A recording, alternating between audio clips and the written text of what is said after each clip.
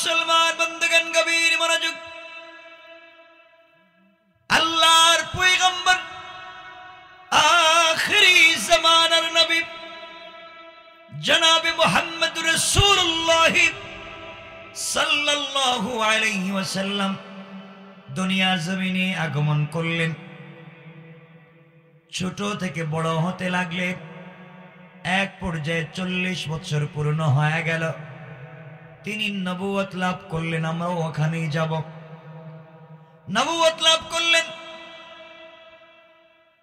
আল্লাহ রাব্বুল ইজ্জত ওয়াল জালাল জানিয়ে দিলেন, বন্ধুরে দুনিয়ার জমিনে দ্বীনের দাওয়াত যদি দিতে হয় দুই জিনিস অবশ্যই লাগবে। একটা হলো ক্ষমতা লাগবে। ক্ষমতা না থাকলে, পাওয়ার না থাকলে কথা কেউ শুনবে না। 2 নাম্বার হলো টাকা পয়সা লাগবে। দুই জিনিস না থাকলে দ্বীনের দাওয়াত দেওয়া যায় না। আল্লাহ বললেন, বন্ধুরে আমি তোমাকে এমন এক বংশের ভিতরে আমি আল্লাহ দিয়েছি, তোমার এমন একজন চাচা আছেন যেই চাচার বংশীয় সম্মান আছে।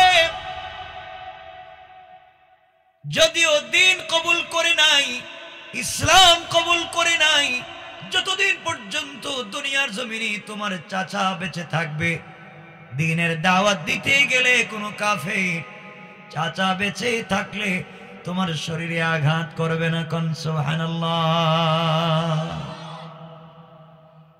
বন্ধু আমার, দুনিয়ার জমিনে দ্বীনের দাওয়াত দিতে গেলে সম্পদের প্রয়োজন আছে, টাকার প্রয়োজন আছে। আমি আল্লাহ দুনিয়ার জমিনে এমন একজন মহিলা, মক্কার সবথেকে বড় বিজনেস ম্যাগনেট হযরতে খাদিজাতুল কুবরাকে তোমার প্রেমে ফেলে দিয়ে আমি আল্লাহ ওই মহিলাকে তোমার কাছে বিয়ে দিয়ে তার সমুদয় সম্পত্তি ইসলামের রাস্তায় ব্যয় করে আমি আল্লাহ দ্বীনের রাস্তাকে সহজ করে দিয়েছি। কোন সুবহানাল্লাহ। বন্ধু, তোমাকে দুটো জিনিস আমি দিয়েছি। দ্বীনের দাওয়াত দিতে গেলে দুটোই লাগবে, আমি দুটোই তোমাকে দিয়েছি। এখন তুমি দ্বীনের দাওয়াত দাও, কাজ করো, তোমার সম্মান আছে। আমার বন্ধুগণ, বিশ্বনবী দ্বীনের দাওয়াত দিতে লাগলেন, ইসলামের দাওয়াত দিতে লাগলেন। মানুষের দ্বারে দ্বারে যখন দ্বীনের দাওয়াত দিতে লাগলেন, আয়াত নাজিল হয়ে গেল, ওয়ানজির আশীরাতাকাল আকরাবিন। আমার বন্ধু, তোমার আত্মীয় স্বজন যারা আছে, প্রতিবেশী যারা আছে, তাদের কাছে কালিমার দাওয়াত নিয়ে যাও, তাওহীদের দাওয়াত নিয়ে যাও। নবীজি কেমন ছিলেন? দ্বীনের দাওয়াতগুলা মানুষের কাছে পৌঁছে দিতেন। কারো প্রতি রাগ নাই, কাউকে গালি দিতেন না, কাউকে আঘাত করতেন না, কারো সঙ্গে দুর্ব্যবহার করতেন না। আমার নবী যখন দ্বীনের দাওয়াতগুলা দিয়ে যাচ্ছেন, আল্লাহ রাব্বুল ইজ্জত ওয়াল জালাল বিশ্ব নবীকে জানাইয়া দিলেন, বন্ধুরে আল্লাযী আনকাযা যহরাক, তোমার বুকের উপরে যে বোঝা ছিল আমি আল্লাহ বোঝাকে হালকা করেছি। এবং ওয়ারাফা'না লাকা যিকরাক, তোমার সম্মান পর্যন্ত বাড়িয়ে দিয়েছি। আমার নবীর সম্মান আল্লাহ বাড়িয়ে দিলেন। বিশ্ব নবী দ্বীনের দাওয়াত দিতে লাগলেন। একদিন ঘরের ভিতরে আমার নবীজি এসেছেন। এসে দেখেন যেই টাকা পয়সার মাধ্যমে, যার বিয়ের মাধ্যমে রাসূলের সম্মান বাড়িয়েছেন, সেই মা খাদিজাতুল কুবরা ঘরের ভিতরে শুয়া শুয়া কান্না করতেছেন। আমার নবী ঘরের ভিতরে ঢুকলেন, ডেকে বললেন, খাদিজা তুমি কান্না করবে কেন? কি হয়েছে? খাদিজা ডাক দিয়া বললেন, স্বামী আমার, এই দুনিয়ার জমিনে আপনার ঘরে আসার পরে যেই দিন আপনাকে বিয়ে করে আপনার ঘরে আমি এসেছি, সমুদয় সম্পত্তি দ্বীনের রাস্তায় আমি ব্যয় করে দিয়েছি। স্বামী আমার, আমি আপনাকে বিয়ে করেছি 45 বছরে, আপনার 21 অথবা 25, সহি ইতিহাসে বলে 21 বছরে আপনাকে বিয়ে করেছি। আমার স্বামী এই বয়সে কোনদিন দাওয়াত দিয়ে ঘরে আসার পরে আমি খাদিজা কোনোদিন দরজা লাগাইয়া রাখি নাই, বিছানার সঙ্গে পিঠ লাগিয়ে ঘুমিয়ে যাই নাই। আপনি যখন দিনের দাওয়াত নিয়ে বাহিরে থাকতেন, আমি গোটা সময় দরজার সঙ্গে পিঠ লাগিয়ে দাঁড়িয়ে থাকতাম। কোন সুবহানাল্লাহ। আমার নবীজি বলতেন, খাদিজা দুনিয়ার জমিনে দ্বীনের দাওয়াত দিতে গেলে যত বাধার সম্মুখীন হয়েছি, যত বিপত্তি এসেছে, যত কষ্ট পেয়েছি, আমার নবী বলেন ঘরের দরজায় এসে খাদিজা বলে যখন ডাক দিয়েছি, আমাদের মা খাদিজাতুল কুবরা দরজা খুলে দিয়ে নবীজির কপালে চুম্বন করে যখন মুস্কি হেসে দিতেন, আমার নবী বলেন সারা দিনের সবগুলা কষ্ট আর বুঝা আমি রাসূল নিমিষেই বলে যাই। এই খাদিজা শুয়ে আছেন, আমার নবীজি বললেন, খাদিজা তোমার কি হয়েছে? ঘরের ভিতরে তুমি শুয়ে আছো, চোখের পানি ছেড়ে কান্না শুরু করেছো, তোমার কি হয়েছে? খাদিজাতুল কুবরা স্বামীকে ডাক দিয়ে বলছেন, স্বামীরে, জীবনে আপনাকে কোনোদিন ব্যথা দেইনি, কষ্ট দেইনি, আঘাত করিনি। আপনার দিলে ব্যথা লাগবে এমন কোনো কাজ আমি আজ অবধি করিনি, কিন্তু মনে হয় আমি বাঁচব না। দরদে সিনা, বুকের ব্যথা আমার বেড়ে গিয়েছে, প্রচন্ড জ্বর উঠেছে, আমি মনে হয় বাঁচব না, ইন্তেকাল করব। নবীজি চোখের পানি ছেড়ে ডাক দিয়ে বলছেন, খাদিজা তুমি কি বলেছ?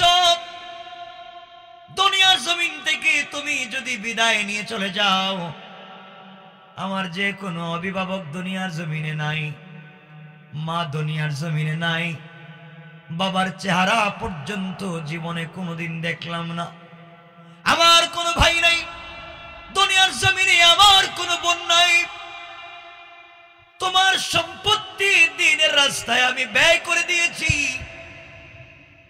মক্কার অলিতে গলিতে দ্বীনের দাওয়াত দিতে যাওয়ার পরে মক্কার কোন মানুষ আমার দিকে তাকাইয়া কথা পর্যন্ত বলতে পারে না, কারণ মক্কার সবগুলা মানুষ খাদিজার টাকা দিয়ে বিজনেস করে। খাদিজা তুমি ইন্তেকাল করবা কি বলছো? দর্দে সিনা বেড়ে গিয়েছে, আল্লাহর রাসূল মাথায় হাত দিয়ে দেখেন খাদিজার জ্বর উঠে গিয়েছে, প্রচন্ড গরম মাথা, চোখের পানি ছেড়ে ডাক দিয়া বলছেন, স্বামী আর বাঁচব না, যদি মরে যাই শুধু দিলের ভিতরে ব্যথা নিয়ে যাচ্ছে, আপনাকে কার কাছে রেখে যাব? কে আপনাকে দেখবে? এই দুনিয়ার জমিনে আপনার ঘরে আমি আসার পরে কোনদিন আপনাকে নিজের হাতে খেতে দেইনি, আমি খাদিজা আমার হাত দিয়ে আপনাকে খাইয়ে দিয়েছি। স্বামীরে আপনাকে কোনদিন গোসল করতে দেইনি, আমি খাদিজা নিজের হাত দিয়ে আপনাকে গোসল করিয়ে দিয়েছি। পড়েন সুবহানাল্লাহ। আমার স্বামী দুনিয়ার জমিনে আপনাকে তো ভালোবেসেছি, মক্কার জমিনে আপনার দুশমনের অভাব নাই, কোথায় আপনাকে রেখে যাব, কার কাছে রেখে যাব? এই চিন্তা করে আমার ঘুম হচ্ছে না, আমি যেন মরে যাব। হঠাৎ করে বুকের মধ্যে হাত দিয়ে চোখের পানি ছেড়ে দিলেন, যেন আওয়াজ হচ্ছে না। ইশারা করে আমার নবীকে ডাকলেন, বিশ্ব নবী কাছে চলে গেলেন। খাদিজাতুল কুবরা নবীজির হাতটাকে চুম্বন করে বুকের সঙ্গে জড়ায়া ডাক দিয়া বলছেন, স্বামী দুনিয়ার জমিনে আপনার কাছে আমি কোনোদিন কিছুই চাই নাই, গাড়ি চাই নাই, বাড়ি চাই নাই, ধন দৌলত কিছুই চাই নাই। ইন্তেকালের আগে স্ত্রী হিসেবে স্বামীর কাছে আমি কয়েকটা আবদার করতে চাই, আপনি কি আমার আবদারগুলা পুরা করতে পারবেন? আমার নবীজি চোখের পানি ছেড়ে ডাক দিয়ে বললেন, খাদিজা আজকের দিনে তুমি জীবন্ত, আমি মুহাম্মাদের কলিজা পর্যন্ত তোমার জন্য যদি দিতে হয়, তুমি দ্বীনের জন্য যেই কষ্ট সহ্য করেছো, দ্বীনের জন্য তুমি যেই স্যাক্রিফাইস করেছো, আমার যদি কলিজা দিতে হয়, আমি বিশ্ব নবী তা দেওয়ার জন্য রাজি আছি, পড়েন সুবহানাল্লাহ। আমার বন্ধুগণ, এক পর্যায়ে খাদিজাতুল কুবরা বিশ্ব নবীকে ডেকে, স্বামীরে চলার পথে হয়তো অনেক আঘাত করেছি, কথা মতো আমি চলতে পারি নাই, আপনার কথা মতো চলতে পারি নাই, অনেক ইনসাফের উল্টা চলেছি, আমানতের খেয়ানত হয়তো করেছি, স্বামী হিসেবে আপনার কাছে ক্ষমা চেয়ে আপনি ক্ষমা করে দেন। আমার নবী ডেকেই বললেন, খাদিজা তুমি আমার জন্য যা করেছো স্বামী হিসেবে তোমার জন্য কিছু করতে পারি নাই, আল্লাহর কাছে আমি দোয়া করে দিলাম, আল্লাহ তাআলা কিয়ামতের দিনে আমাকে প্রথম যখন কবর থেকে তুমি উঠাবা, পৃথিবীর কোনো মানুষ পর্যন্ত উঠাবেন না, সর্বপ্রথম তুমি যার সঙ্গে আমাকে দেখা করাবা তার নাম যেন হয়ে যায় হযরতে খাদিজা। সবাই পড়েন সুবহানাল্লাহ। কেমন ভালোবাসা ছিল, কেমন মহব্বত স্বামী স্ত্রীর, এটাও বোঝানো উদ্দেশ্য না, বোঝানো উদ্দেশ্য রাফা'না লাকা যিকরা। আপনারা এটাই মাথায় রাখবেন। আমার বন্ধুগণ, এবার খাদিজাতুল কুবরা আমার নবীকে ডেকে বললেন, স্বামীরে আপনাকে আমি কয়েকটা ওসিয়ত করতে চাই, আপনি কি আমার ওসিয়তগুলো মানবেন? খাদিজাতুল কুবরার কথায় নবীজি বলছেন, খাদিজা বলো, কোনো আপত্তি নাই। এবার খাদিজাতুল কুবরা বলছেন বিশ্ব নবীকে, আমার স্বামী আপনার কাছে জীবনে আমি কিছুই চাই নাই, আমি যখন ইন্তেকাল করব, ইন্তেকাল করবার পরে অনেকেই আসবে, অনেক মহিলা আসবে, আমার মেয়ে ফাতেমা আসবে আমাকে গোসল করাবার জন্যে, জীবনে সারা জিন্দেগি ভর আপনাকে গোসল করিয়েছি, আমার কাপড় দিয়ে আপনার শরীর মুছে দিয়েছি, আমি যখন ইন্তেকাল করব দুনিয়ার কোন মানুষকে দিয়ে আপনি আমার গোসলের ব্যবস্থা করবেন না, স্বামীরে আমার জীবনের শেষ গোসল যদি আপনার হাত দিয়ে আমাকে করাইয়া দে, আমার বিশ্বাস কবরের ভিতরে ফেরেশতারা আঘাত করবে না। বিশ্বনবী বলছেন, খাদিজা রে আবার হাত দিয়ে গোসল করিয়ে দিলে তোমার কি হবে আমাকে একটু বলো।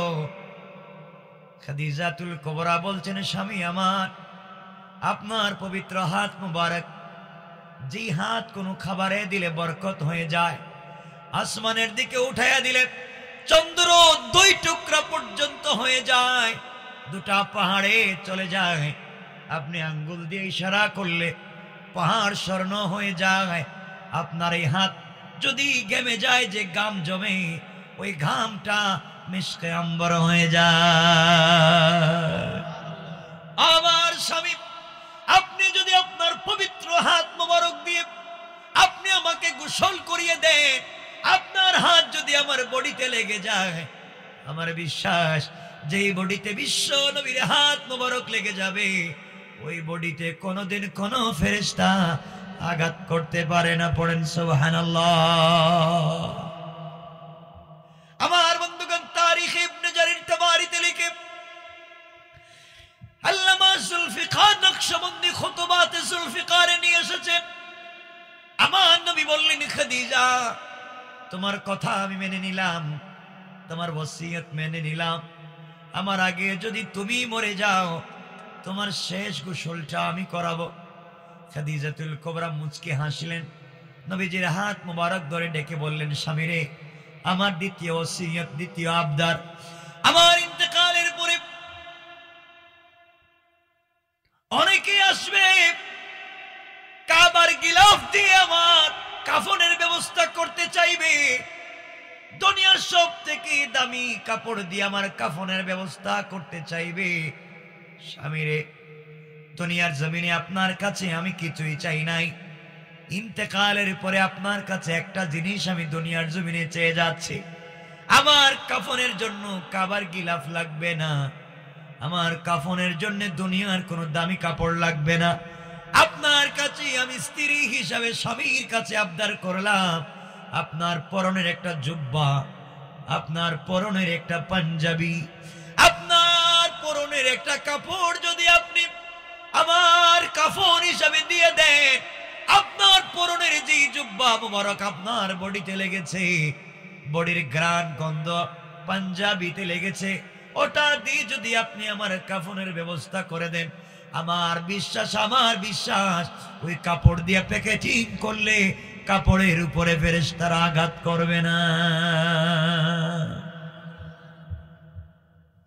আমার নবী বললেন, খাদিজা তোমার ওই কথা আমি মেনে নিলাম, আর কিছু বলবা?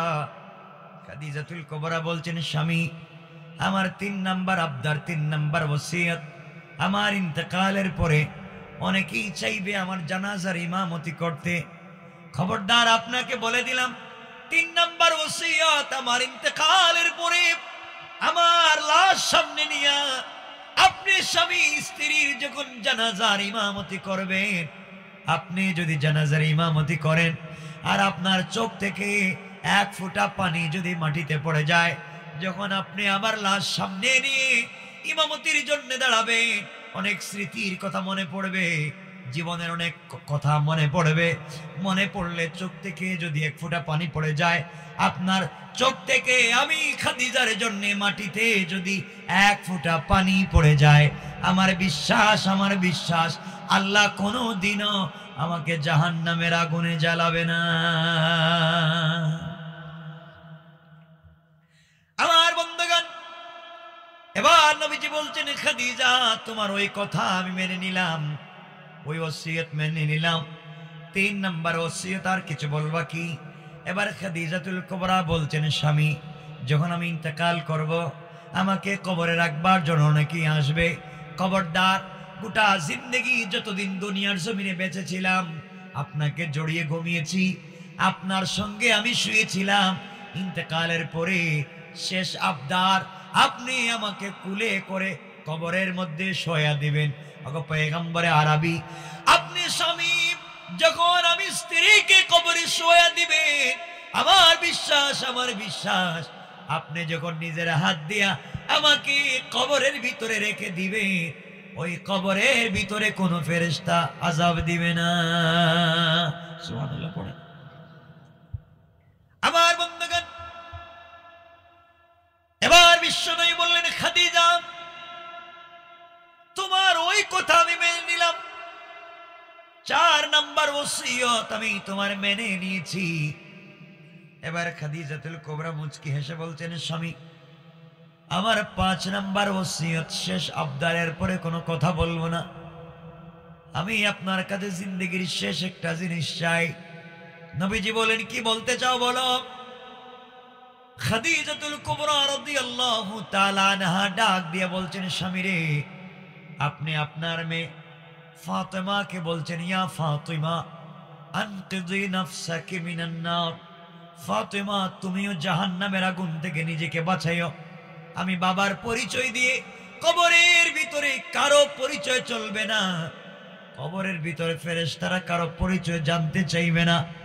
স্বামী আমার এই অন্ধকার কবরে আমাকে যখন প্রশ্ন করা হবে, না জানি প্রশ্নের জবাব দিতে পারবো না, ফেরেশতারা কি প্রশ্ন করে জবাব দিতে পারবো না।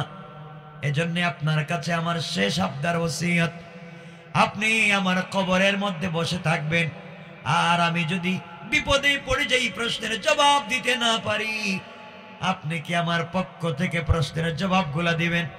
এবার বিশ্বনবী আর নিজেকে সামলে রাখতে পারলেন না, খাদিজাকে জড়াইয়া বাচ্চাদের মতো ফুমাইয়া কান্না শুরু করে ডাক দিয়া বললেন, খাদিজা কথা দিলাম দুনিয়ার জমিনে ইসলামের জন্যে আমার জন্যে তুমি যা করে গিয়েছো, তুমি প্রশ্নের জবাব চাইছো, কথা দিলাম যতক্ষণ পর্যন্ত তোমার পক্ষ থেকে আমি ফেরেশতাদের প্রশ্নের জবাব না দিব, ততক্ষণ পর্যন্ত কবরের উপর থেকে চলে আসবো না। পড়েন সুবহানাল্লাহ। আমার বন্ধুগণ, কষ্ট হচ্ছে আপনাদের? বৃষ্টি তো থেমে গেছে, কষ্ট হচ্ছে না তো? এখন একটু হাত দেখেন তো, দেখি কার কার কষ্ট হচ্ছে। এতক্ষণ কথা বলার পরে হচ্ছে। আমার বন্ধুগণ, আপনাদের ভালোবাসা আসছে। আচ্ছা, এই যে অবস্থা আপনাদের, আমার ভাইরা রাসূল পাকের কাছে ওসিয়ত করলেন মা খাদিজাতুল কুবরা। লম্বা কথা, আমরা সংক্ষেপ করে মূল বিষয়ের দিকে যাব। খাদিজাতুল কুবরা ইন্তেকাল করলেন। নবীজি নিজের হাতে গোসল করালেন, নিজের জুব্বা খুলে কাফনের ব্যবস্থা করে দিলেন, নিজে জানাজার ইমামতি করলেন, নিজের হাতে কবরে রাখলেন। কবরে রেখে উপরে মাটি দিয়া নবীজি মাটির কবরের উপরে বসে বসে কাঁদতেছেন। কেমন স্বামী চিন্তা করেন, স্ত্রীর জন্য কান্দে। আর আপনার হইলে বলবে তো মরছে তো ভালো হয়েছে, বেঁচে লাভ কি? ঠিক না? কথা বলেন না? ঠিক কয় ঠিক? মায়েরা বউ মরে জায়গায় চাই দেখতেছে, ঠিক হইল কেমনে? আমার বন্ধুগণ, খাদিজাতুল কুবরার কবরের উপরে আমার নবীজি বসে বসে কাঁদতেছেন। আমার মুসলমান বন্ধুগণ, গভীর মনোযোগ। হযরত ওমর ডাক দিয়ে বলছেন, ইয়া রাসূলুল্লাহ, ইয়া হাবিবাল্লাহ, আগো পয়গম্বরে আরবি, আপনি যদি এভাবে কবরের উপরে বসে বসে কান্না করেন, আমরা তো আমাদের কি আর সামলিয়ে রাখতে পারবো না। আপনি কান্নাকে থামাইয়া দেন, আর কাঁদবেন না। আমার নবীজি জবাব দিলেন, ও ওমর ও সাহাবীরা, আমার খাদিজার সঙ্গে কথা ছিল, আমি তার প্রশ্নের জবাব না দিয়ে আসবো না, এজন্যই আমি কবরের উপরে বসে আছি। তোমরা যাও। ইসলামের জন্য খাদিজার যে অবদান তোমরা জানো না, খাদিজা কি করেছে। এমন সময় জিবরিল আমিনকে আল্লাহ পাঠাইয়া দিলেন, জিবরাইল যাও, আমার বন্ধুর কাছে হাজির হয়ে যাও। জিবরিল আমিন হাজির হয়ে গেলেন। নবীজির কাছে এসে ডাক দিয়ে বলছেন, ইয়া রাসূলুল্লাহ, কবরের উপর থেকে আপনি চলে আসেন, বাড়িতে চলে যান। আপনি যদি কবরের উপরে বা কবরের পাড়ে দাঁড়িয়ে থাকেন, কোন ফেরেশতারা খাদিজার কবরে প্রশ্ন করতে আসবে না। আমার নবীজি চোখের পানি ছেড়ে জিবরাইলকে বললেন, ভাই জিবরাইল রে, খাদিজাকে কথা দিয়েছি, তার প্রশ্নের জবাব না দিয়ে যাব না। ইসলামের জন্য আমার জন্য যে কষ্ট করেছে, নিমক হারামের মতো আমি বাড়িতে চলে যেতে পারি না। আওয়াজ আসলো, আওয়াজ হলো, আল্লাহ ডাক দিয়ে বলছেন, বন্ধু আমার, খাদিজা ইসলামের জন্য যা করেছে, যত কষ্ট করেছে, সমুদয় সম্পত্তি দ্বীনের রাস্তায় ব্যয় করে যে মহানুভবতা দেখিয়েছে, আপনি তার প্রশ্নের জবাবের জন্য যদি কবরের উপরে বসে থাকেন হবে না। আপনি আপনার বাড়িতে চলে যান। এই মুহূর্তে আমি আল্লাহ খাদিজার কবরের প্রশ্নের জিম্মাদার হয়ে গেলাম। সুবহানাল্লাহ, আওয়াজ করে পড়েন সুবহান। এই খাদিজাতুল কুবরা ইন্তেকাল করলেন। সংক্ষেপ, যেই খাদিজাতুল কুবরাকে বিয়ের মাধ্যমে আল্লাহ বলছেন, আপনার বুকের বোঝাকে হালকা করেছি, দ্বীনের প্রচারের জন্য তার সম্পত্তির মাধ্যমে আপনার বুকের বোঝা হালকা করে সম্মান বাড়িয়েছি। এই খাদিজাতুল কুবরা ইন্তেকাল করলেন। খাদিজাতুল কুবরা ইন্তেকাল করলেন, এই বছরই তার চাচা আবু তালেব ইন্তেকাল করলেন। আবু তালেবের ইন্তেকালের পরে রাসূল বাহিরে দ্বীনের দাওয়াত নিয়ে গেলে কাফেররা আঘাত করে নির্যাতনের স্ট্রিম রুলার চালিয়ে দিয়েছে। দ্বীনের দাওয়াত দিলে আঘাত করে, নির্যাতন করে, মানুষের আঘাতপ্রাপ্ত হয়। ঘরের ভিতরে সে শান্তি নাই, ঘরের ভিতরে খাদিজাও নাই। নবীজির ঘরের ভিতরে খাদিজা নাই, বাহিরে চাচা নাই। আল্লাহ যে বলছেন দুইজনের মাধ্যমে দ্বীনের দাওয়াতের পথকে প্রশস্ত করেছেন, সম্মান বাড়িয়ে দিয়েছেন। এই দুজনের কেউ যখন দুনিয়ার জমিনে নাই, এবার নবীজি চিন্তা করলেন, মক্কায় আমি আর থাকতে পারবো না, ঘরের ভিতরে আমি নিরাপদ না। কাফেররা যে কোনো সময় ঘরের ভিতরে আমাকে আঘাত করতে পারে, বাহিরেও নিরাপদ না, যে কোনো সময় মেরে ফেলতে পারে। চলে যাই, আমি নানার বাড়িতে চলে যাই, তায়েফে চলে যাই। তায়েফে আমার ছোটবেলার অনেক বন্ধু আছে, যাদের সঙ্গে খেলাধুলা করেছি। নানার বাড়িতে গেলে হয়তো সবাই আমাকে আদর আপ্যায়ন করবে, কারণ আমার মাও নাই, বাবাও নাই, ভাইও নাই, বোনও নাই, আমার স্ত্রীও নাই। এই চিন্তা করে এতিম নবী, বিশ্ব নবী তায়েফের দিকে যাত্রা শুরু করে দিলেন। তায়েফে যাওয়ার পরে তায়েফের মানুষের কাছে দ্বীনের দাওয়াত দিতে লাগলেন। আসলিম তাসলাম, ইসলাম কবুল করো, শান্তিতে থাকবা, তাওহীদ মানো, আমার রিসালাত মানো, মূর্তি পূজা বাদ দাও, গালিগালাজ বাদ দাও, হিংসা বিদ্বেষ বাদ দাও, এক আল্লাহর ইবাদত করো। আমার নবী যখন দ্বীনের দাওয়াত দেওয়া শুরু করে দিলেন, তায়েফের মানুষ আমার নবীকে পাগল বলে আঘাত করতে লাগলো। হাতে পায়ে শিকল দিয়া দড়ি লাগাইয়া তায়েফের উত্তপ্ত বালির উপরে, পাথরের উপরে সরকারে কায়নাত, দু জাহানের সরদার নবীকে পাথরের উপরে, বালির উপরে রশি লাগাইয়া, দড়ি লাগাইয়া, শিকল লাগাইয়া কালিমার দাওয়াতের জন্য টানা হেঁচড়া শুরু করে দিয়েছে। নবীজির 3 জায়গায় জ্ঞান হারিয়ে গিয়েছিলেন, অজ্ঞান হয়েছেন, শরীর থেকে ধরধর করে রক্ত গড়িয়ে পড়েছে। আমার বন্ধুগণ, এত বেশি শরীর থেকে রক্ত ঝরেছে। নবীজির সঙ্গে ছিলেন হযরতে যায়েদ। যায়েদকে আমার নবীজি বলতেন, যায়েদ রে, তোমার কাছে যদি কোনো কাপড় থাকে, কাপড় দিয়ে আমার রক্তগুলাকে মুছে দাও, 1 ফোঁটা রক্ত যেন তায়েফের মাটিতে না পড়ে। তায়েফের মানুষ আমাকে চিনে নাই বিদায় আঘাত করেছে, কিন্তু তায়েফের মাটি আমাকে চিনতে ভুল করবে না। যদি 1 ফোঁটা শরীর থেকে রক্ত মুবারক তায়েফের মাটিতে পড়ে যায়, সাথে সাথে দুনিয়ায় কিয়ামত কায়েম হয়ে যাবে। আমার মুসলমান বন্ধুগণ, সংক্ষেপ করে ঘটনা বলবো না, মূল উদ্দেশ্য বোঝাতে চাইব। আমার নবীকে আঘাত করা হলো তায়েফের ময়দানে, 3 জায়গায় অজ্ঞান হয়ে গেলেন, 3 জায়গায় রক্তাক্ত হয়ে গেলেন। 3 জায়গায় রক্তাক্ত হওয়ার পরে যখন জ্ঞান ফিরল, একজন ফেরেশতা এক বক্তব্য দিতে লাগলেন। কেউ এসে বললেন, রাসূল আপনি বলেন সবাইকে ধ্বংস করে দেই। কেউ বলছেন 2 পাহাড়কে একত্রিত করে ধ্বংস করে দেই। কেউ বলছেন জমিনটাকে আসমানের দিকে উঠাইয়া নিচের দিকে ফেলে কওমে লূত আদ সামুদের মতো হত্যা করে ফেলি।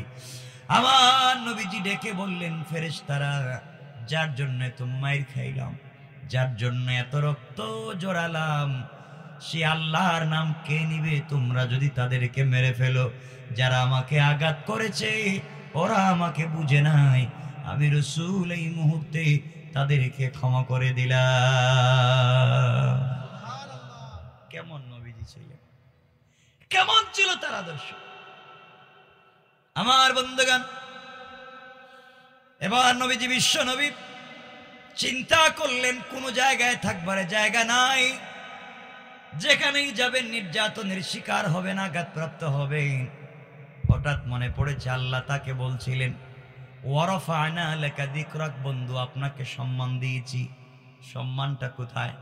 বাড়িতে গেলেও পিটায়, রাস্তায় বের হলেও পিটায়, নানার বাড়ি গেলেও পিটায়, ঘরে থাকতে দেয় না। সম্মানের তো কিছুই আমি পাই না। কেমন সম্মান আল্লাহ দিলেন! ঘরেও মায়ের, বাহিরেও মায়ের, নানার বাড়িতেও মায়ের। এই কথা আমার নবীজির মনের ভিতরে জেগে গেল। আল্লাহ যদি আমাকে এত সম্মান দিয়েছেন, আমি তো সম্মানের কিছুই দেখতেছি না, শুধু মায়ের খাচ্ছি। এই কথাগুলা বলে চিন্তা করলেন, রাত্রবেলা আমি কোথায় থাকবো?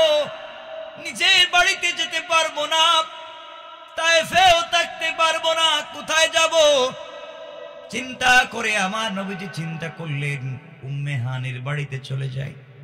উম্মে হানির বাড়িতে গেলেন, ডাক দিয়ে বললেন, বোন রে, তোমার বাড়িতে কি আমাকে থাকবার মতো জায়গা করে দেওয়া যায়? উম্মে হানি একটা রুম দেখিয়ে বললেন, ভাই এখানে থাকতে পারো আজকের রাত্র। আমার বন্ধুগণ, লম্বা কথা সংক্ষেপ করে বোঝাচ্ছি। আমার নবীজি রাত্রবেলা গিয়েছেন, শরীরের দিকে তাকায় দেখেন, যেদিকে তাকায় দিকে রক্ত লেগে আছে, চামড়ার থেকে রক্ত বের হয়, শরীর মুবারক ফুলে গিয়েছে, গোটা বডিতে ব্যথা, কথা বলতে পারতেছেন না, গোটা বডিতে আঘাতের চিহ্ন। আমাদের মা আয়েশা সিদ্দিকা রাদিয়াল্লাহু তাআলা আনহা যখন আমার নবীজিকে গোসল করাতেন, একদিন গোসল করাতে যখন শরীরের মধ্যে পানি ডাললেন, পিঠের মধ্যে পানি ডাললেন, চিৎকার করে ডাক দিয়া বলছেন, স্বামী আমার, আপনার কি কোনোদিন বসন্ত রোগ হয়েছে? পিঠের মধ্যে এত বড় বড় কালো দাগ কিসের? আপনার শরীরে কোনো দাগ থাকবার তো কথা না, কারণ চাঁদের মধ্যেও কালো দাগ আছে, কিন্তু আপনার চেহারায় কোনো দাগ নেই, পিঠের মধ্যে এত দাগ আসলো কোত্থেকে?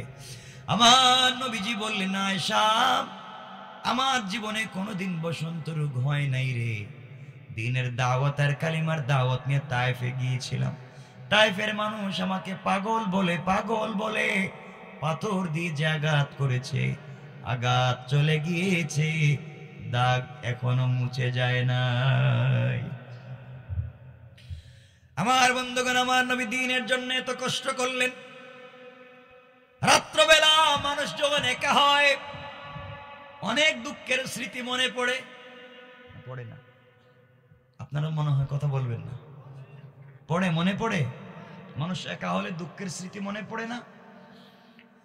আমার নবীজি গভীর রজনীতে একা যখন বসে আছেন, অনেক স্মৃতি মনে পড়েছে। আহারে, কেউ নাই দেখে আমাকে মানুষ পিটায়, আমি কালিমার দাওয়াত দিই আমাকে মানুষ মারে, শরীরের দিকে তাকায় দেখেন কাপড়গুলা ছেঁড়া, জুতা মুবারক পর্যন্ত ছিঁড়ে গিয়েছে।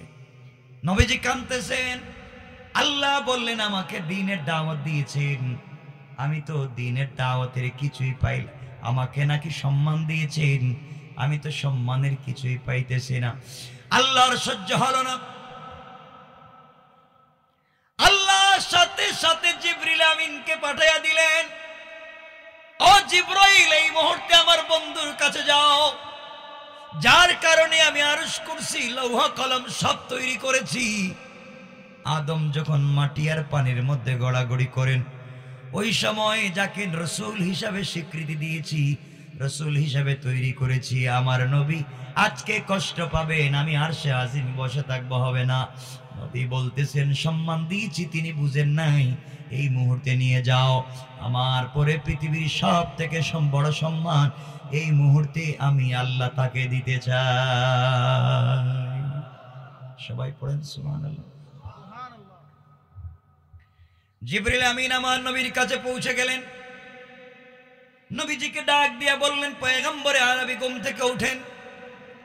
আমার নবীজি ঘুম থেকে উঠলেন। জিবরিল আমিন বলছেন, ইয়া রাসূলুল্লাহ, আর কাঁদবেন না, আর মনে ব্যথা নিবেন না, মনের ভিতরে আর দুঃখ নিবেন না, সব দুঃখ দূর হয়ে যাবে, চলেন আপনাকে নিয়ে যাই হাতিমে কাবায়। এই কথা বলে আমার নবীকে হাতিমে কাবায় নিয়ে গেলেন। হাতিমে কাবায় নিয়ে যাওয়ার পরে আমার নবীকে জিবরিল আমিন শোয়া দিলেন, শোয়া বুকটা কাটলেন, কি যেন বুকের ভিতর থেকে বের করলেন, বের করে জমজমের পানি দিয়ে ধুইলেন। জমজমের পানি দিয়ে ধোয়ার পরে জিবরিল আমিন একটা তস্তরি বের করলেন, তস্তরি বের করলেন, হীরা জবরদস্ত স্বর্ণের দিয়ে তৈরি করা তস্তরি। ওটার ভিতরে কি যেন আছে, ওটার ভিতরে ইলম এবং হিকমত ছিল ভরপুর। বুকটা কেটে জমজমের পানি দিয়ে ধুইয়া ইলম এবং হিকমত সহ আবার নবীর বুকটাকে লাগাইয়া দিয়েছেন। কোন সুবহানাল্লাহ। আমি যে সূরা পড়েছি, এই সূরার প্রথম আয়াতে আল্লাহ বলছেন, আলাম নাশরাহ লাকা সাদরাক। বন্ধু, আমি কি তোমার সিনাকে বিদীর্ণ করিনি? আমি কি তোমার সিনাকে চাক করিনি? আমি কি তোমার সিনাকে কাটিনি? এই যে আরেকবার, তিনবার কাটা হয়েছে, একবার। সিনা চাকের পরে নবীজি মুস্কে হাসতেছেন। জিবরিল আমিন বলছেন, আপনি কাঁদতেছিলেন, আপনার বডিতে ব্যথা ছিল, আপনি এখন হাসতেছেন কেন? জিবরিল আমিনকে রাসূল বলছেন, জিবরাইল, কি করলা তুমি? আমার ভিতর থেকে কি বের করে জমজমের পানি দিয়ে ধুইছ?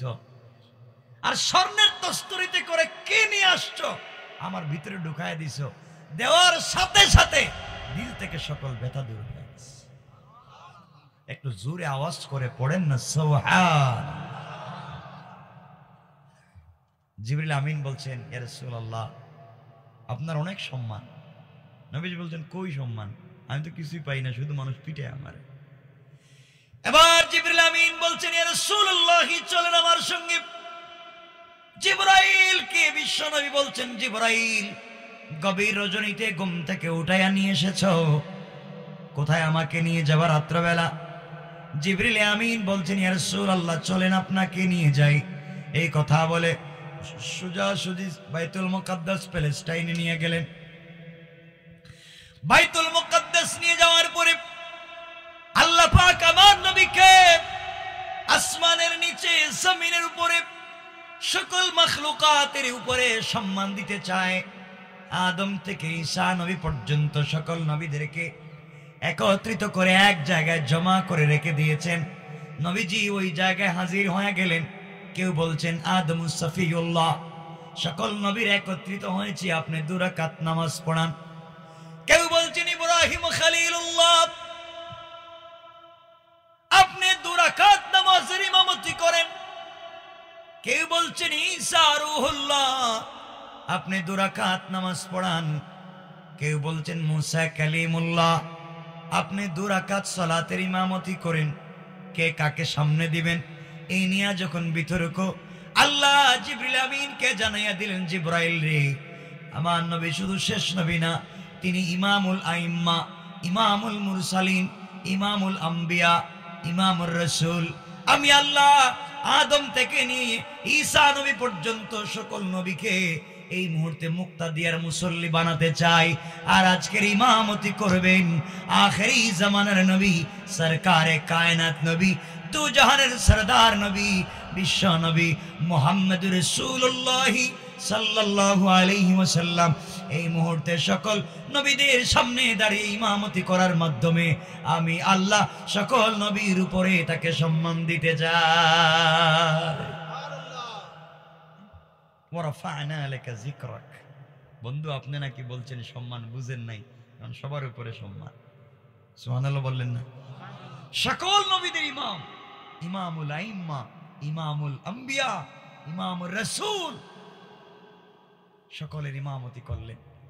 সংক্ষেপ করে করে বুঝাই, নবীজির সম্মান কমছে না বাড়ছে? সবাই বলেন। আল্লাহ বলছেন ওয়ারাফা'না লাকা যিকরাক, বন্ধু আমি আপনাকে সম্মান দিয়েছি। আল্লাহ বলছেন জিবরাইল, বন্ধুর সম্মান এখানেই শেষ না।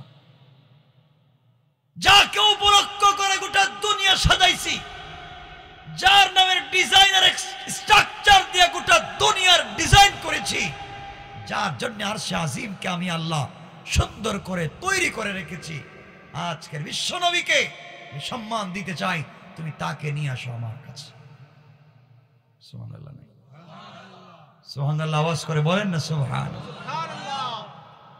বিশ্ব নবী জিবরিল আমিনের সঙ্গে জিবরাইল বলছেন, ইয়া রাসূলুল্লাহ, চলেন না, আপনি নাকি সম্মান পান নাই, এখন স্বয়ং আল্লাহ আপনাকে সম্মান দিতে চায়, আপনাকে নিয়ে চলবো ঊর্ধ্ব গগনে, আসমানের দিকে, চলেন না আমার সাথে। নবীজি আবার মুচকি মুচকি হাসতেছেন আর বলছেন, জিবরাইল, এত সম্মান তো পাইলাম, সবার ইমামতি করলাম, আর কি দরকার, চলেন না, আপনি কিছু বুঝেন আর নাই বুঝেন, আল্লাহ বলছেন আপনাকে নিয়ে যাওয়ার জন্য। কোথায় আমারে নিয়ে যাইবা? আপনাকে 7 আসমান পার করাইয়া, সিদরাতুল মুনতাহা পার করাইয়া, জান্নাত পার করাইয়া আপনাকে আমি নিয়ে যাব আরশে মুআল্লায়। না সুবহানাল্লাহ বছর বাদ দিয়ে দেন, আওয়াজ করে পড়েন না সুবহানাল্লাহ। আল্লাহ তুমি এত দূরে আমারে নিয়ে যাইবা, আমার আয়েশা ইমামতি করতে হইব, আমারে যদি কেউ ফজরের নামাজে না পায় তাহলে তো পাগল হয়ে যাবে। ইয়া রাসূলুল্লাহ, টেনশন করবেন না, আপনাকে যে বিছানা থেকে নিয়ে যাচ্ছি, আয়েশা দেখবেন বিছানা ঠিকই আগের মতো গরমই আছে। আল্লাহু আকবার, সব ঠিক আছে। ওয়ারাফা'না লাকা যিকরাক, আপনার মুআজিজা, আপনার সম্মান দেখাতে চাই। আমার মুসলমান বন্ধুগণ, গভীর মনোযোগ। এবার জিবরিল আমিন বিশ্ব নবীকে নিয়ে চললেন আসমানের দিকে। প্রথম আসমানে নিয়ে পৌঁছে গেলেন। জিবরিল আমিন আসমানের প্রহরীদেরকে বললেন, কে আছো? আসমানের গেট খুলে দাও, ভিতরে ঢুকতে চাই। আসমানের প্রহরীরা ডাক দিয়ে বলছেন, জিবরাইল বেয়াদবি নিবেন না, বেয়াদবি মাফ করে দিবেন, আসমানের গেট খুলে দেওয়া যাবে না। কেন খুলবা না?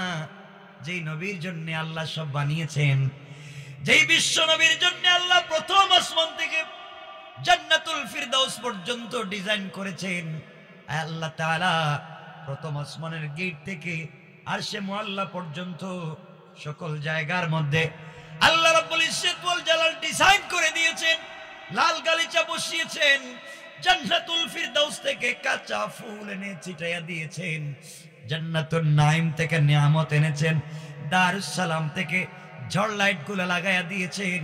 এই রাস্তা দিয়ে বিশ্ব নবী যাবেন, কারো জন্য গেট খুলে দেওয়া যাবে না।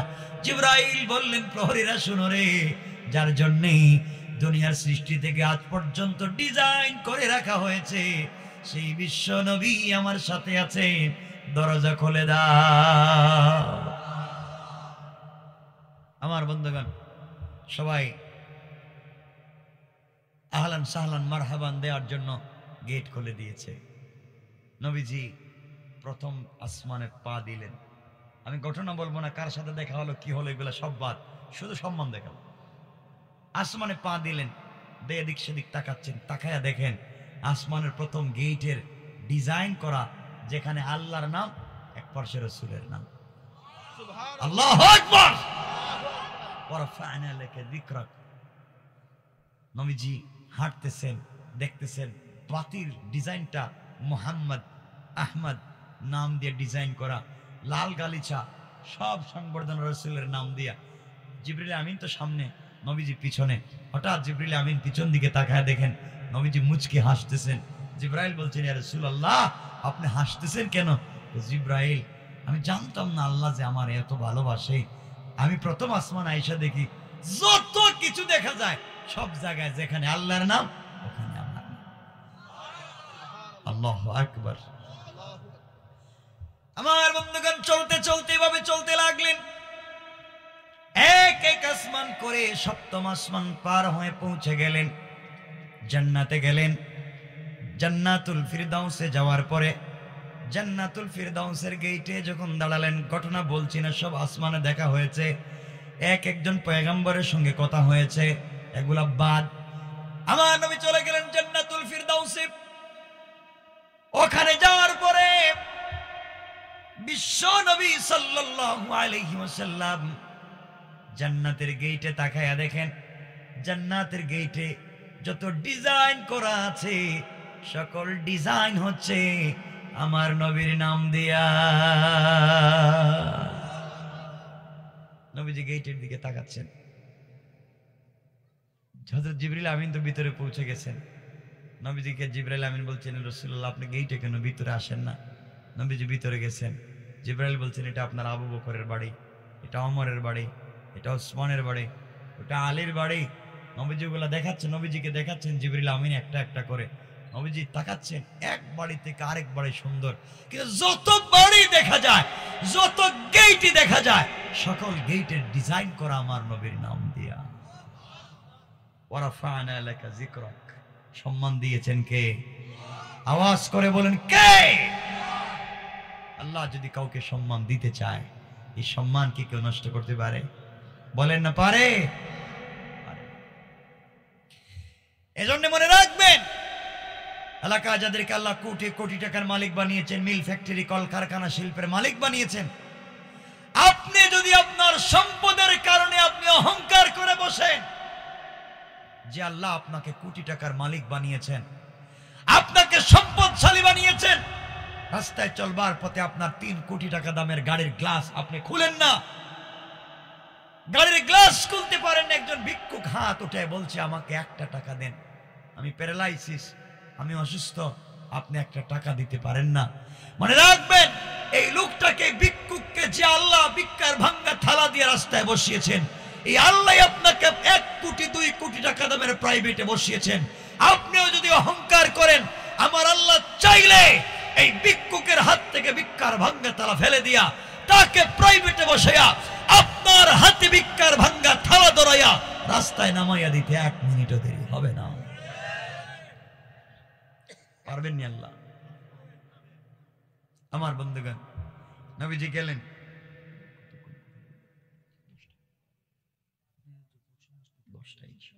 লম্বা করবো না, আলোচনা অনেক লম্বা, বেশি লম্বা করবো না, আমাকে যেতে হবে কক্সবাজার, চিটাগাং। আমার মুসলমান বন্ধুগণ, গভীর মনোযোগ। আমার নবী জান্নাতুল ফিরদাউসে গেলেন। যাওয়ার পরে শুনেন, হঠাৎ করে আমার নবীজি তার সামনে দিয়ে যেন কে হেঁটে যায়। জিবরিল আমিন কে বলছেন, জিবরাইল বলো তো আমার আগেই তো জান্নাতে কেউ আসছে কি? জিবরাইল বলছেন, ইয়া রাসূলুল্লাহ, কেউ আসে নাই। তাহলে বলো কার পায়ের আওয়াজ শোনা যায়? জিবরিল আমিন বলছেন, ইয়া রাসূলুল্লাহ, আপনি একটু চেক করে দেখেন কার পায়ের আওয়াজ শোনা যায়। নবীজি ফলো করে দেখেন, এটা তো খড়মের আওয়াজ শোনা যায়, কাঠের জুতার আওয়াজ শোনা যায়। দুনিয়ার জমিনে কাঠের জুতা আমার বেলাল ছাড়া কেউ পড়ে না। আমার নবীজি বললেন, ও জিবরাইল, এটা তো আমার কালো সাহাবী হাবশী গোলাম কৃতদাস বেলালের পায়ের আওয়াজ শোনা যায়। বেলালের পায়ের আওয়াজ কেমনে জান্নাতে আসলো? আল্লাহ জবাব দিলেন বিশ্ব নবীর, আমার বন্ধু হাবিবুল্লাহ, আপনি আমাকে ভালোবাসেন, বেলালও আপনাকে ভালোবাসে। আপনি গভীর রাত্রে ঘুম থেকে উঠে আসার সময় দুনিয়ার কেউ হয়তো আপনাকে দেখে নাই, জানে নাই। দুনিয়ার সকল মানুষকে না জানাই আসতে পারেন, আমার বেলালকে না জানাই আসতে পারেন না। বেলাল আমার কাছে দোয়া করেছে, আল্লাহ তাআলা বিশ্ব নবী যেখানে থাকবেন আমি ওখানে থাকতে চাই, নবীজি যেখানে যাবেন আমি ওখানে যেতে চাই। বেলালের এই কথাকে আমি আল্লাহ কবুল করে নিয়েছি। বেলাল দুনিয়া জীবিত থাকা অবস্থায় তার পায়ের আওয়াজকে রেকর্ড করে আমি আল্লাহ জান্নাতে রেখে দিয়েছি। আমার নবী জান্নাতে আর একটু ভিতরে গেলেন। আখরাজান নাসাই মিন তরিক যুহরিয়া নুরওয়াত আন আয়েশা রাদিয়াল্লাহু তাআলা আনহা قالت قال رسول الله صلى الله عليه وسلم دخلت الجنة فسمعت قراءة فقلت من هذا؟ فقيل حارثة بن النعمان. فقال رسول الله صلى الله عليه وسلم كذلكم البر وكان برا بأمه. আমার নবী যার একটু সামনে গেলেন, যাওয়ার পরে শুনেন জান্নাতুল ফিরদাউসের ভিতরে কে যেন মধুর কণ্ঠে কোরআন তিলাওয়াত করে যায়। নবীজি জিবরাইলকে বলছেন, জিবরাইল, জান্নাতের ভিতরে এত সুন্দর করে কোরআন শরীফ পড়ে কে আমার আগে কেউ আসছে নাকি? জিবরাইল ডাক দিয়া বলছেন, ইয়া রাসূলুল্লাহ, না, আপনার আগে কেউ জান্নাতে আসে নাই। জিবরাইল বলো তাহলে জান্নাতের ভিতরে কোরআন তেলাওয়াত করে কে? জিবরাইল জবাব দিলেন, ইয়া রাসূলুল্লাহ, আপনি একটু লক্ষ্য করে দেখেন। জিবরিল আমিনের কথায় বিশ্ব নবী কান লাগাইয়া শুনেন। এর কেউ না, তার গরিব সাহাবী, ছোট্ট সাহাবী হারিসা ইবনে নুমানের কোরআনের তেলাওয়াত শোনা যায়। জিজ্ঞাসা করলেন, জিবরাইল বলো, হারিসা ইবনে নুমান ক্ষেত খামারে কাজ করে, গরিব মানুষ, তার আওয়াজ কেমনে জান্নাত পর্যন্ত পৌঁছে গেল? জবাব আসলো, জিবরাইল জবাব দিলেন, ইয়া রাসূলুল্লাহ, আপনি জানবেন কেমনে? হারিসা ইবনে নুমান গতকালকে মায়ের খিদমত করেছে, মা তার খিদমতের উপরে সন্তুষ্ট হয়ে আল্লাহর দরবারে দুইটা হাত উঠাইয়া দোয়া করেছে। আল্লাহ তার মায়ের দোয়াকে কবুল করে দুনিয়ায় সে জীবিত থাকা অবস্থায় তার কোরআনের তেলাওয়াতকে আল্লাহ জান্নাতে পৌঁছে দিয়েছে। আমার বন্ধুগণ, গভীর মনোযোগ। এভাবে আমার নবীজি চলতে লাগলেন। সংক্ষেপ করে করে বলি, জান্নাতে গেলেন, সবগুলা জান্নাত দেখলেন। ইসরাফিলের অফিসে গেলেন, ইসরাফিলকে সালাম দিয়েছিলেন। ইসরাফিল প্রথমে জবাব দেন নাই। এরপরে আজরাইলের অফিসে গিয়েছেন, কথা বলেছেন। ওখানে আজরাইলের বিশাল বড় অফিস, সবার নাম বাবার নাম লেখা আছে। আমার বন্ধুগণ, সব থেকে বের হলেন, জাহান্নামে দেখলেন। লম্বা ঘটনা। সব জায়গা থেকে বের হয়ে সিদরাতুল মুনতাহায় গেলেন। সিদরাতুল মানে বড়ই গাছ, কুল গাছ, মুনতাহা মানে শেষ প্রান্তরের ইন্তেহা। সৃষ্টির শেষ প্রান্তর একটা বড়ই গাছ আছে। নবীজি বলেন এক একটা বড়ই 10 থেকে 70 মণ ওজন। আসতে বললেন সুবহানাল্লাহ। এক একটা পাতা হাতির কানের চাইতে বড়। আল্লাহু আকবার। জিবরিল আমিন রাসূলের পাককে ওখানে নিয়ে গেছেন সিদরাতুল মুনতাহায়, সৃষ্টির শেষ প্রান্তরের বড়ই গাছের নিচে। নবীজি ওখানে গেছেন, জিবরাইল দেখাচ্ছেন দেখেন এই যে গাছ, এই যে সব। নবীজি গাছের পাতায় হাত দিয়া এতটুকুন হাসলেন, নবীজির মুখের সামনের দাঁত মোবারক বের হয়ে গেল, হাসির আওয়াজ হলো। জিবরাইল বলছেন ইয়া রাসূলুল্লাহ, আপনাকে কান্নারত অবস্থায় ঘুম থেকে উঠে নিয়ে আসছি, আপনি তো হাসতেছেন। বলতেন জিবরাইল জানিস না আল্লাহ যে আমাকে এত ভালোবাসতেন আমি জানতাম না। গাছে আইসা দেখি গাছের পাতায় হাত দিয়া, গাছের কাঁচা পাতায়ও এক সাইডে আল্লাহর নাম, অপর সাইডে আমার নাম। আল্লাহু আকবার। ওয়ারফা'না লাকা যিকরাক। সম্মান দিয়েছেন কে? আওয়াজ করে বলেন কে? আমার বন্ধুগণ, বিশ্বনবী দেখতে লাগলেন এই সিদরাতুল মুনতাহা একটা কঠিন ইতিহাস আছে, কঠিন একটা ইতিহাস আছে সিদরাতুল মুনতাহায়। এটা বললে আলোচনা অন্যদিকে চলে যাবে। আশ্চর্য একটা ঘটনা আছে, যে ঘটনা 4 ধরনের হয়ে থাকে, আমরা সেদিকে যাব না। সিদরাতুল মুনতাহায় বিশ্বনবী আবার জিবরিল আমিন বলছেন ইয়া রাসূলুল্লাহ, ইয়া হাবিবাল্লাহ, পয়গম্বরে আরবি, বেয়াদবি মাফ করবেন, আপনার সঙ্গে কিছু কথা বলতে চাই। নবীজি বলছেন জিবরাইল কি বলতে চাও? জিবরাইল বলছেন ইয়া রাসূলুল্লাহ, আপনার মন তো এখন আগের চাইতে ভালো, ফুরফুরে মিজাজের, হাসি খুশি সব ভুলে গিয়েছেন। কোথায় ছিলেন জমিনে, আসছেন সিদরাতুল মুনতাহায়। আমার নবী বলছেন জিবরাইল, আমার আল্লাহ আমাকে তো ভালোবাসে, তো সম্মান দিয়েছে, আমি জানতাম না এত ভালোবাসেন। আবার জিবরাইল বলছেন ইয়া রাসূলুল্লাহ, এই যে আমার পাসপোর্ট, পাসপোর্টে ভিসা আছে, পাসপোর্টের মেয়াদ আছে, ভিসার মেয়াদও আছে, কিন্তু আপনি যেই রাস্তা দিয়ে যাবেন এই রোড পারমিট আমার কাছে নাই, আমি রাস্তা দিয়ে যেতে পারবো না, আপনাকে ওখানে দাঁড় করে রেখে দিলাম। আমি এখান থেকে আপনার কাছ থেকে বিদায় নিতে চাই, সামনে আর যেতে পারবো না। সামনে আমি গেলে আমার 600 নূরের ডানা জ্বলে পুড়ে সারখার হয়ে যাবে, কিন্তু আপনি গেলে সম্মান বেড়ে যাবে। আমার বন্ধুগণ, বিশ্বনবী বলছেন জিবরাইল রে কি বলছো? তুমি আমাকে ঘুম থেকে উঠে নিয়ে এসেছো, তুমি জানো আমার কেউ নাই, দুনিয়ার জমিনে আমার মা নাই, দুনিয়ার জমিনে আমার বাবা নাই, দুনিয়ার জমিনে আমার ভাই নাই, বন্ধু নাই, দুনিয়ার জমিনে আমার স্ত্রী খাদিজা নাই, দুনিয়ার জমিনে আমার চাচাও নাই। তুমি আমাকে সিদরাতুল মুনতাহায় এনে গাছের নিচে বসায় রাইখা চলে যাও, একা একা আমি কোথায় যাব? রাস্তাঘাট তো চিনি না। এবার জিবরাইল বলছেন পয়গম্বরে আরবি, এখান থেকে আরশে মুআল্লা পর্যন্ত স্পেশাল একটা লাল গালিচার রাস্তা আমার আল্লাহ নিজের কুদরতের হাত দিয়ে তৈরি করেছেন। পৃথিবীর কেউ এই রাস্তা দিয়ে যেতে পারবে না, একবার এই রাস্তা ব্যবহার হবে, শুধু আপনি হাঁটবেন এই রাস্তা দিয়া, আর কেউ যাবে না, কেউ যাবে না, কেউ যায়ও নাই, কেউ যাবেও না। এই রাস্তায় আমি উঠতে পারবো না। ওখান থেকে স্বয়ং আল্লাহ রাব্বুল ইজ্জত ওয়াল জালাল আপনাকে সংবর্ধনা দিয়া, সম্মাননা দিয়া, ইস্তিকবাল দিয়া আরশে আজিমে নিয়ে যেতে চায়। আগামী বিশ্বনবী বন্ধুর বন্ধুর ব্যাপার, প্রেমিক আর প্রেমিকের ব্যাপার, ওখানে আমাকে আল্লাহ রাখতে চায় না, তৃতীয় কাউকে রাখতে চায় না, সে আর আপনি ছাড়া কাউকে সেখানে এলাও করে না। এই জন্য আমি আপনাকে ওখানে রেখে গেলাম, আমার নির্দেশ, বন্ধুকে ওখানে রেখে যাও। ওখান থেকে এখন সম্মান জানায়া আর শাজিমে নিয়ে যাবেন স্বয়ং আল্লাহ। আল্লাহু আকবার। কষ্ট হচ্ছে আপনাদের? ওয়ারফা'না লাকা যিকরাক, ওই একটা আয়াতই বলবো যতক্ষণ কথা বলছি, ওয়ারফা'না লাকা যিকরাক। আমাদেরকে তাফসীর শিখতে হবে। আমার বন্ধুগণ, সম্মানটা দিলেন কে? নবীজি গাছের গোড়া একা একা একা। জিবরাইল আসেন? বলে না। একা হলে কি হয়? দুঃখের কথা মনে হয়। মানুষ যখন দেখবেন,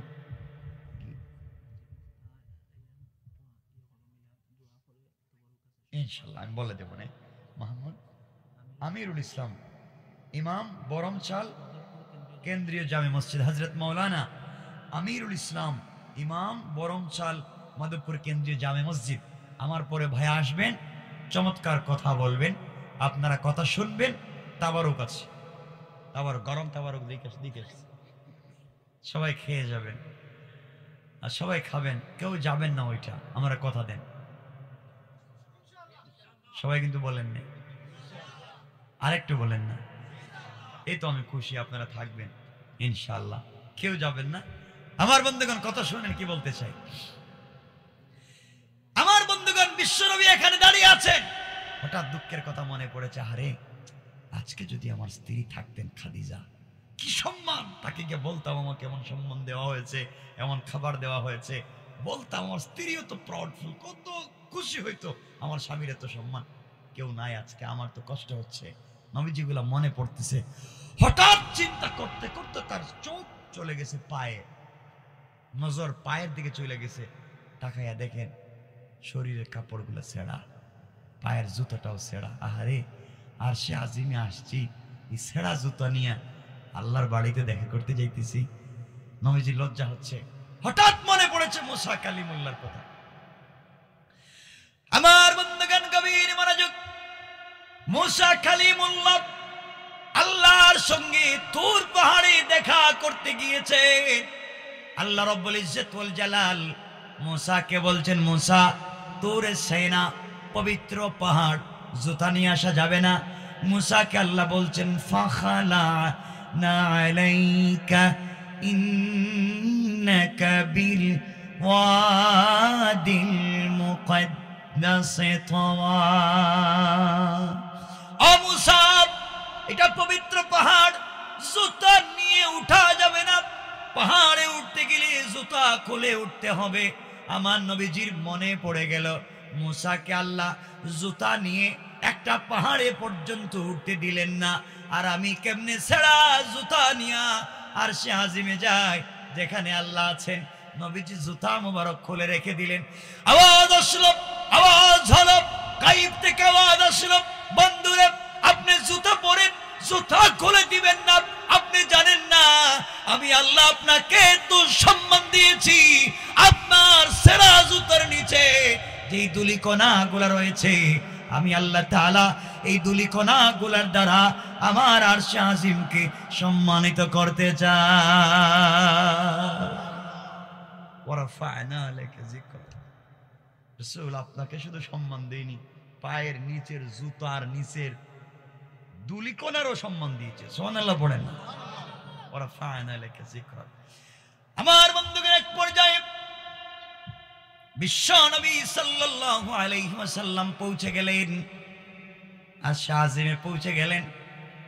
৩-৪টা বর্ণনা এসেছে, আমরা একটা বলবো কোরআনের আয়াত, ফাকাবা কাউসাইনি আও আদনা। ধনুক বাঁকা করলে, ধনুকে তো বাঁকা করলে যত কাছাকাছি আসে, আল্লাহ এবং তার রাসূল সামনাসামনি কাছাকাছি বসে নিজে সরাসরি দেখে কথা বলেছেন। পড়েন সুবহানাল্লাহ। একজন আরেকজনের সামনে বসছেন, বন্ধু বন্ধু, প্রেমিক আর প্রেমিক, যে যাকে ভালোবাসে। নবীজি ওখানে গিয়ে কথা আর বলতেছেন, শুধু এদিক সেদিক তাকাচ্ছেন আর হাসতেছেন। আল্লাহ বলছেন, বন্ধু নিয়ে আসলাম আমার বাড়িতে, আপনার নাকি স্ত্রী মারা গেছে, চাচা মারা গেছে, মনে অনেক ব্যথা, সম্মান নাকি আমি দেই, বুঝেন না আপনি। আমি নিয়ে আসলাম এখানে, যাকে কোথাও কাউকে নিয়ে আসি না, আপনি এদিক সেদিক তাকাচ্ছেন কেন? নবীজি বলছেন, আল্লাহ আপনি আমাকে ভালোবাসেন এটা বুঝছি, কিন্তু এত ভালোবাসেন জানি না। আপনার আরশে আজিমে আয়েশা দেখি, আরশে আজিমকে যে ডিজাইন করেছেন, আপনার যে চেয়ার, চেয়ারের পিলার থেকে ছাদ পর্যন্ত সকল জায়গায় আমার নাম লেখা। সুবহানাল্লাহ। তো আসতে বললেন। দেখবেন অনেক এখানে বয়ফ্রেন্ড আছে, তাদের গার্লফ্রেন্ডকে এত ভালোবাসে, চামড়া জ্বালাইয়া নাম লেখে, ঠিক কিনা বল? পুরা বডিতে নাম লিখে ফেলে, যেখানে পায় এখানে নাম লেখে। কি নাম লেখে? বল্টু। অনেকটা বললাম আর কি, গার্লফ্রেন্ডের যা নাম পায় এটাই, যত জায়গা আছে সব জায়গায় লিখে বড়ায় দেয়, কারণ তার ভাল লাগে। এজন্য এটা হালাল না, এটা হারাম। এদিকে যাচ্ছি না আজকে, কারণ তোমাদের তো শুধু গার্লফ্রেন্ড আর বয়ফ্রেন্ড ছাড়া তো বাঁচতে পারো না, শয়তানি গুলো সব শয়তানি। রাসূল পাককে তো আল্লাহ ভালোবাসেন, এই জন্য পুরো আরশে আজিমটা তার নাম দিয়ে সাজাই রাইখা দিয়েছেন। সুবহানাল্লাহ পড়েন না?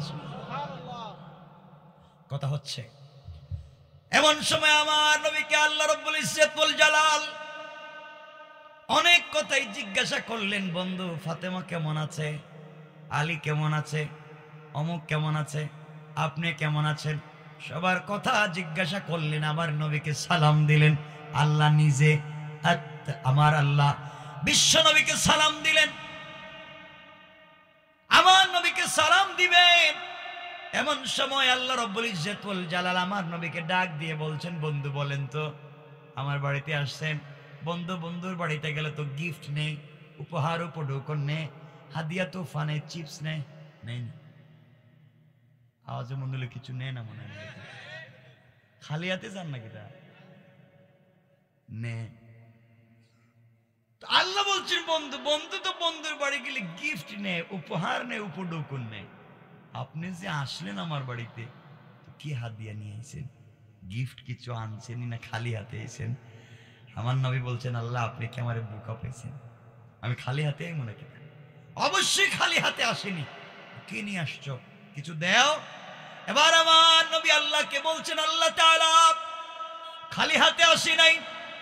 এই কথা বলে আমার নবী আল্লাহকে বলছেন, আত্তাহিয়াতু লিল্লাহি ওয়াসসালাওয়াতু আত-তাইয়্যিবাত। আয় আল্লাহ তাআলা, যত সালাত, যত সালাম, যত পবিত্রতা আসমান জমিনে যা আছে সব আজকে আপনাকে হাদিয়া করে দিলাম।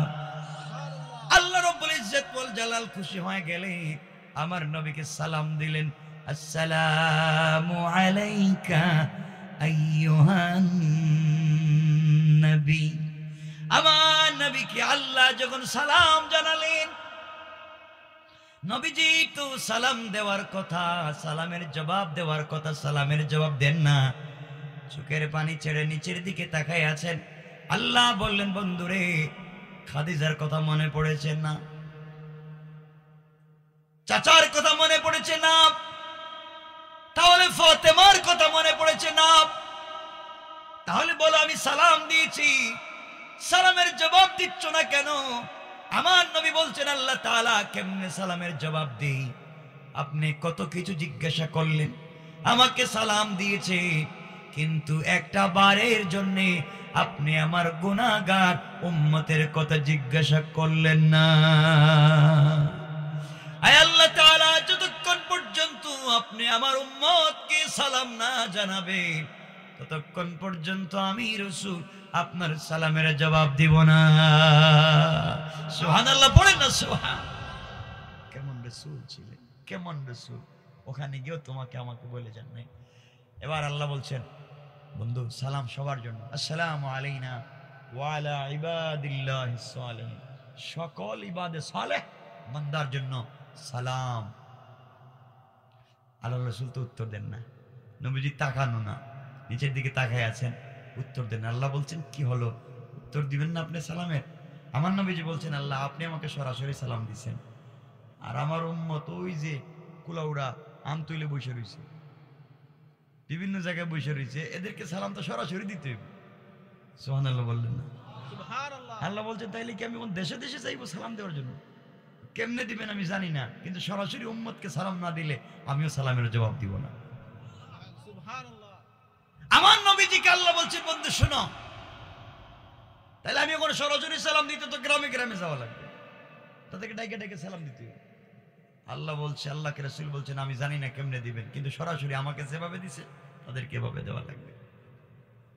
আল্লাহ বলছেন, বন্ধু তাহলে কথা দিলাম, তোমাকে আমি কোনোদিন কষ্ট দিতে চাই না, তোমার মনও খারাপ করতে আমি চাই না, সবসময় তোমার মনটা খুশি থাকুক আমি চাই। আমি কথা দিলাম, কিয়ামতের দিনে হিসাব নিকাশের পরে তোমার উম্মতেরা যখন জান্নাতে চলে যাবে, তখন আমি আল্লাহ নিজে সালাম দেওয়ার ওয়াদা দিলাম। রাসূল বলছেন, আল্লাহ আপনি সালাম দিবেন এটা আমি জানি, কিন্তু ওই যে বলছেন মুখ দিয়া, কোনো প্রমাণ নাই, দলিল নাই, প্রমাণ লাগবে। ওয়ালাকিন লিয়াতমাইন্না কলবি। আল্লাহ বলছেন তাইলে আমার কথা বিশ্বাস হয় না? আল্লাহ বিশ্বাস তো হচ্ছে, কিন্তু দিলে শান্তি পাচ্ছি। একটু লেখা দেন না কেন যে আপনি সালাম দিবেন? কেমন রাসূল সুবহানাল্লাহ বললেন না? সুবহানাল্লাহ। আমার আল্লাহ এবার জানায় দিলেন, বন্ধুরা শোনো, জান্নাতের ভিতরে দারুস সালাম নামক একটা জান্নাত আছে। ওই জান্নাতের ভিতরে আমি আল্লাহ একটা প্রোগ্রাম করব। ওই প্রোগ্রামে হামদ পরিবেশন করার জন্য, হামদে বারি তাআলা পরিবেশন করার জন্য ইসরাফিলকে দাওয়াত করব। বিশেষ অতিথি হিসাবে দাউদ আলাইহিস সালামকে দাওয়াত করব। আর প্রধান অতিথি হিসাবে দাওয়াত করব আপনাকে। সভাপতিত্ব করব স্বয়ং আমি আল্লাহ। ওই প্রোগ্রামের ভিতরে তোমার উম্মতদেরকে, জান্নাতি আমার গোলামদেরকে বসার জন্য এক একটা চেয়ার দিব। হীরা জবরদস্তি আকত মানে মুক্তা পাথর দিয়ে তৈরি করা এক একটা চেয়ার, জমিন থেকে আসমান পর্যন্ত উঁচা। ওই চেয়ারে তোমার উম্মতেরা বসে থাকবে, আর আমি আল্লাহ দাঁড়াইয়া দাঁড়াইয়া সবাইকে সরাসরি সামনাসামনি সালাম দেওয়ার ওয়াদা দিলাম। আল্লাহ কথা বলে কোরআনে একটা আয়াত নাজিল করে জানাইয়া দিলেন, তাহিয়াতুহুম ইয়াওমা ইয়ালকাউনাহু সালাম। আমার বন্ধু, জান্নাতে তোমার উম্মতের সঙ্গে আমি আল্লাহর যখন মুলাকাত হবে, সাক্ষাৎ হবে, আমি আল্লাহ তাদের সকলকে সালামের ওয়াদা দিলাম। পড়েন সুবহানাল্লাহ। এবার নবীজি খুশি হয়ে গেছেন, খুশি হয়ে কথা বলা শুরু করছেন। তো কিছু বন্ধুর সাথে কথা বলে দেখবেন কেউ বুঝে না। চার দোকানে বসছেন, একজন আরেকজনকে বলছে, দোস্ত ওই যে বলছিলাম না গত পরশুদিন একটা কথা, তোর মনে আছে? হ্যাঁ মনে আছে তো। যারা পাঁচজন বসেছিল কেউ কিছু বুঝে নেই। ঠিক বললাম না? এটা হচ্ছে সাংকেতিক। তো আমার রাসূলকে সঙ্গেও আল্লাহ কথা বলছেন সাংকেতিক চিহ্নে। তাহা কাফ হা ইয়া আইন সাদ তাসিন মিম ইয়াসিন, শুধু সাংকেতিক চিহ্নে আলিফ লাম মিম, এভাবে কথা বলছেন। শুধু বন্ধু আর বন্ধু জানে, পৃথিবীর কেউ জানে না। পড়েন সুবহানাল্লাহ। এভাবে কথা চলতে আছে।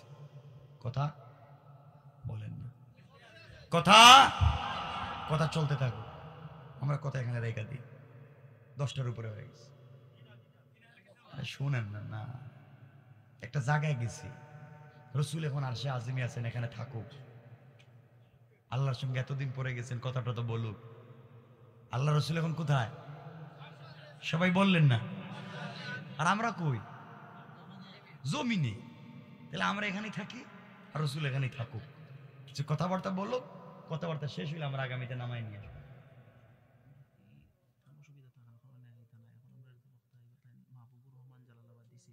মাহবুবুর রহমান জালালাবাদী কথা বলবেন এখন। আমার ভাই আসবেন, মাহবুবুর রহমান জালালাবাদী, চমৎকার কথা বলবেন ইনশাল্লাহ। আপনার কি উঠবেন না, সবাই বসবেন। আর আমরা আমার জন্য দোয়া করবেন, আপনাদের জন্য দোয়া থাকলো। আমি কথা এখানে রেখে দিতে চাই। তো আমরা এতক্ষণে যা কথা বললাম, এটা দিয়ে বোঝাতে চাইলাম যে রাসূল পাক সাল্লাল্লাহু আলাইহি ওয়াসাল্লামকে সম্মান দিয়েছেন কে? আওয়াজ করে বলেন কে? এই রাসূলের সম্মান আছে, থাকবে। আমরা সেই রাসূলের উম্মত, আমরা আমাদের সম্মানকে টিকায় রাখবো ইনশাআল্লাহ। আসসালামু আলাইকুম ওয়া রাহমাতুল্লাহ।